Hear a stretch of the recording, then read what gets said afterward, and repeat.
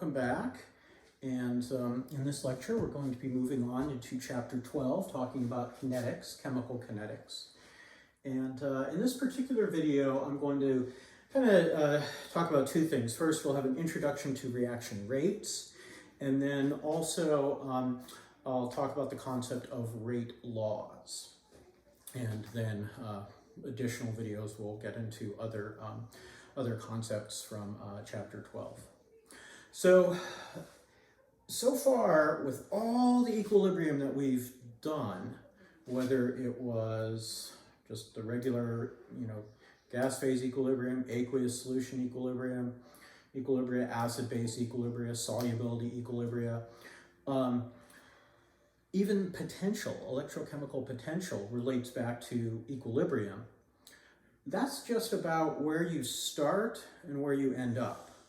So if you start with at one energy and then your reactants and your products are lower energy, you know that the reaction's favorable. But it doesn't tell you how you got there. And equilibrium will tell you relative amounts of starting material and product when the reaction is at equilibrium, but it won't tell you how fast the reaction occurs. And so rate of reaction, how fast a reaction occurs, is the realm of kinetics. And so that's what we'll be looking at. So let's take, just as an example here, let's say we'll take the following reaction. Let's take 2NO2, and we'll react that, whoops, I'm not reacting it with something, I should be just reacting it, there we go. 2NO2 gas, and that is going to react to give us 2NO gas plus O2 gas. And we can go ahead and plot our concentrations of species over time.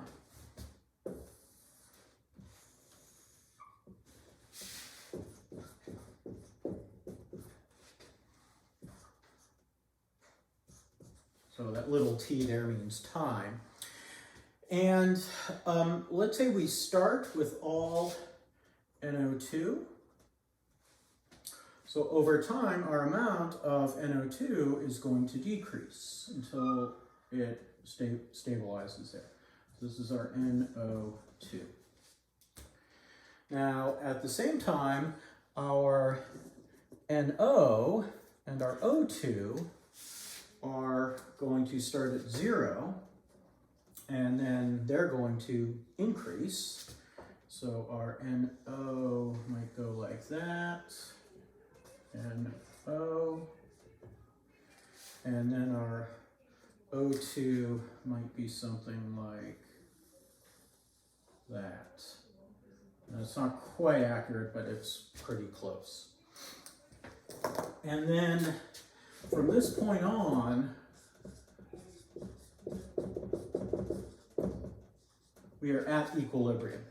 Our relative concentrations are not changing. But kinetics is interested in what goes on here. How fast is our NO2 getting used up? How fast is our NO and our O2 being produced? So we would write this reaction as follows. We would say the rate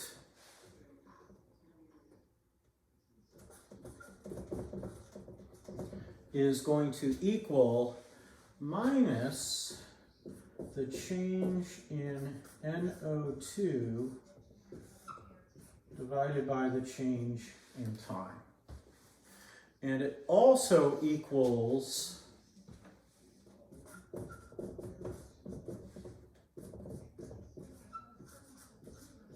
the change in NO concentration divided by the change in time. And it also equals 2 times the change of oxygen, there's an O2 there, concentration with change in time. And just make that 2 a little bit prettier there. believe this example is in the text. I don't always give the same example that the text uses, but this time I figured I would. Why is the rate equal to 2 times the change in oxygen? Well, we're getting twice as much NO as we are oxygen in any given amount of time. So when 2 NO2s break down, we get 2 NOs. So the rate of disappearance of NO2 is going to equal the rate of appearance of NO. But the rate of appearance of O2 is going to be half of that. So our rate would be 2 times that rate of O2 appearance. But often they're written like this. So if you just had some reaction that was A to B, A going to B, say the rate equals minus delta concentration of A divided by delta T. Okay? So we could measure the rate, but we have to try to measure it early on. And we'll get to that, I think, in a future lecture. Let me pause for a minute in case you need to copy things down. Okay, and now I'll erase and talk about rate laws.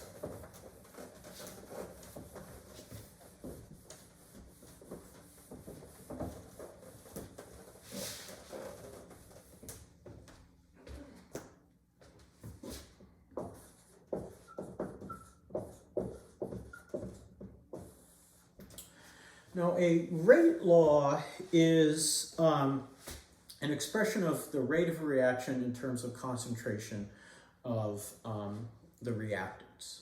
So normally our equation, let's look at our equation again here.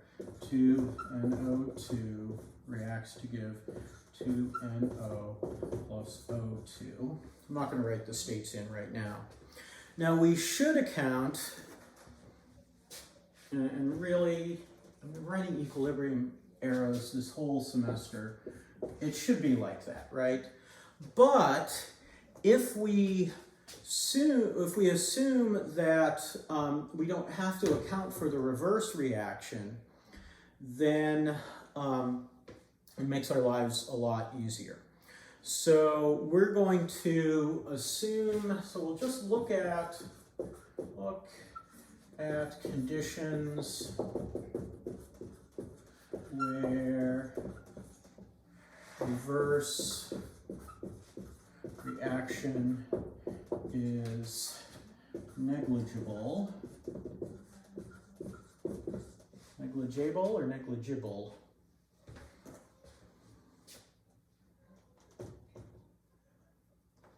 Negligible. I think that's right. Anyway, so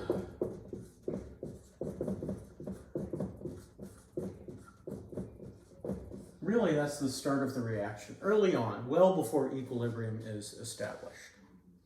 So what our rate then becomes, or our rate law is our rate equals minus delta NO2 over delta T. Now that's our rate. That is a change of something, concentration, over a change in time. And that is going to equal some constant represented by a little k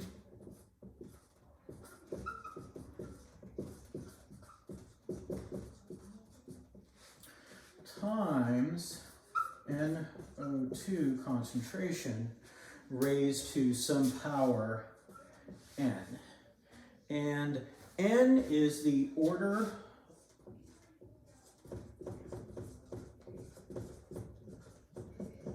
of the reaction. So if n was 1, we would say it was first order. If n was 2, we would say it's second order. And this then relates our rate, how fast things are happening, to the concentration of our reactant and some constant. Now, these rate laws, or sometimes they're called rate equations, are always empirically determined. So let me just write that here in another color. So experimentally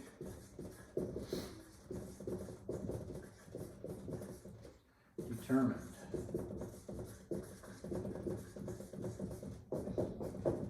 Okay, Okay, it's really important that you remember that. You can't just look at a balanced chemical equation and write a rate law for it. You can't write a rate equation for your balanced chemical equation. You need to do some experiments. Now, if somebody has already done the experiments and they tell you that, oh yeah, I know that the reaction goes this way. You know, this atom, its lone pair grabs onto this other atom, and then this bond breaks. And if they tell you how the reaction proceeds, step by step, that's called a mechanism, and we'll talk more about that in another video. If you know the mechanism, then you can make a guess as to your rate law and your order of reaction. But usually you come up with the rate law first, and then try to figure out the mechanism. And we'll take a look at that in subsequent videos. All right. Now, this particular kind of rate law, written this way, is a differential rate law.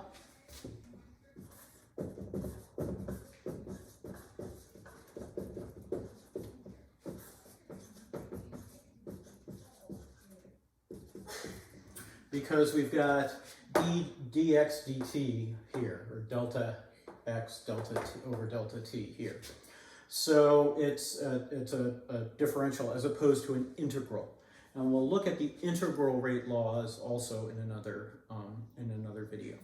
But for this video, I just wanted to get you guys started with the idea of reaction rates and what they mean, and then how we start writing expressions for them. All right, so I'll see you guys in the next video.